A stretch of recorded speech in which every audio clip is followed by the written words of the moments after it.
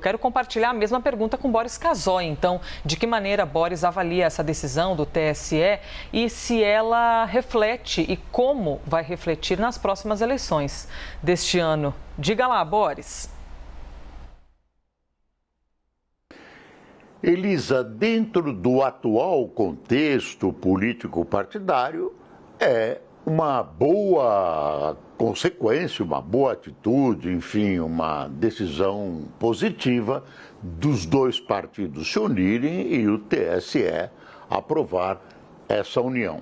Isso acaba um pouco com a pulverização, dá um caminho contra a pulverização partidária, porque no nosso sistema presidencialista de governo, fica muito difícil você governar com 30 e lá vai pedrada de partidos com quem você tem que negociar. Isso aumenta o toma lá da cá, dificulta muito. Enfim, se você tem um conjunto menor de partidos, claro, partidos formados com programas, como disse o Molica, com ideologia.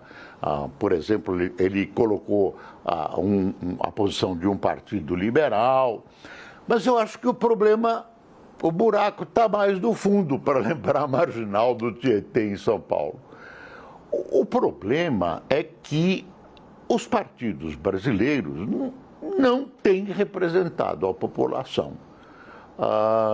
Não são partidos democráticos internamente. Pega o PT. Quem manda no PT é o Lula. Quem manda no outro partido é fulano de tal, ou 2 ou 3. Não tem democracia interna. Os partidos têm sido... Eu ainda brinco dizendo que os partidos deviam ser regidos no Brasil pela lei do inquilinato e não pela lei partidária.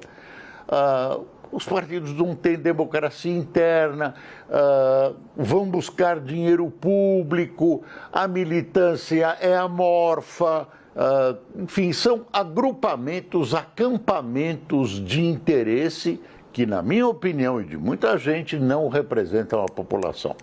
Como melhorar isso? Claro que eu gostaria que tivesse uma reforma política profunda, mas... Por exemplo, o voto distrital, ou o voto distrital misto. Você pode melhorar a qualidade do seu representante, pode cobrar do seu representante nas câmaras municipais, assembleias e no Parlamento Nacional, na Câmara dos Deputados. O Brasil é um dos pouquíssimos 2 ou 3 países do mundo que não tem voto distrital. E aí fica essa situação amorfa. As propostas que aparecem aí são as mais absurdas possíveis. Agora, o voto proporcional, na minha opinião, e de vários grupos de analistas e pessoas que se interessam pelo assunto, não consegue fazer representantes que realmente tenham sintonia com a população. Segundo ponto, voto facultativo, voto não obrigatório. Por que nós não temos voto facultativo? Essa história que eu coloquei outro dia, o povo brasileiro é tutelado.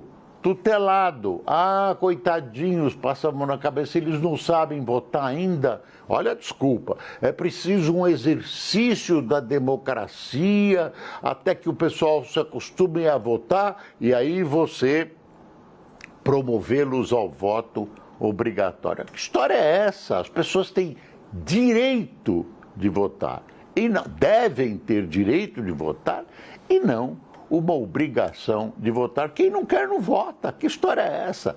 Então, eu falo em democratização interna dos partidos, tem várias maneiras de fazer isso, voto distrital e voto não obrigatório, voto facultativo só para começar. E aí a gente pode festejar a criação de partidos que tenham base sólida, que tenham programas de governo que, quando assumam o poder, consigam cumprir programas de governo que sejam reais e destinados não a beneficiar grupelhos e grupões, mas sim a beneficiar a população brasileira.